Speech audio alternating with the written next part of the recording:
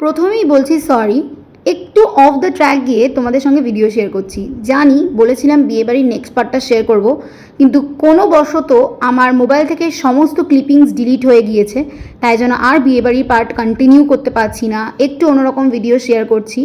বুঝতেই পারছো, আজ থেকে প্রায় 7 মাস আগের এই ভিডিওটা।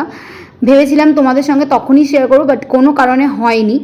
চলে গিয়েছিলাম নিজেকে একটু প্যাম্পার করতে। তোমরা বললে বিশ্বাস করবে কিনা জানি না, তবে এই 22 বছরে আমার কিন্তু এটাই প্রথম স্যালনে গিয়ে কোনো নিজের ক্ষেত্রে খরচা করা এত একটা হিউজ অ্যামাউন্টে। তাছাড়া মায়ের সঙ্গে তো যাই মায়ের জন্য, কিন্তু এই প্রথম নিজের ডিসিশানে যে নিজের চুলটাকে ট্রান্সফর্ম করে ফেলবো, সেটা একান্তই আমার নিজের ডিসিশন। হ্যাঁ, প্রথমে একটু ভয় ছিল, যেহেতু প্রথমবার কিছু করছি আর আমার প্রচণ্ড অ্যালার্জেটিক স্কিন, তো ভেবেছিলাম স্ক্যাল্পে যদি কোনো প্রবলেম হয়। তো তারপরে আমি ভয়টাকে কাটিয়ে দিয়ে ভাবলাম যে না, নিজেকে কিন্তু ট্রান্সফর্ম করতে হবে, কারণ এটা আমার ইচ্ছে। তো বুঝতেই পারছো আমার প্রথম পার্টটা কিন্তু হয়ে গেল। প্রথমে আমি করেছিলাম হচ্ছে কেরা স্মুথনিং, অ্যান্ড তারপরে আমি ভাবলাম যে চলো একটু হাইলাইটও করিনি। এটা কিন্তু আমার একদিনে হয়নি, 2 দিন লেগেছে, কারণ আমার চুল যেহেতু অনেক লম্বা।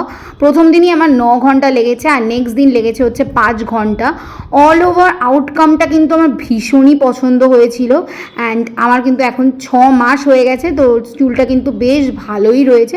সো এই হচ্ছে অল ওভার লুকটা। কীরকম লাগছে আমার চুলটা তোমরা অবশ্যই জানিও। আর অনেকের অনেক রকম মন্তব্য ছিল, এত সুন্দর চুলটা কি নষ্ট করে ফেলছিস? আমার কাছে এটাই ঠিক লাগছে। সো চলো, টাটা।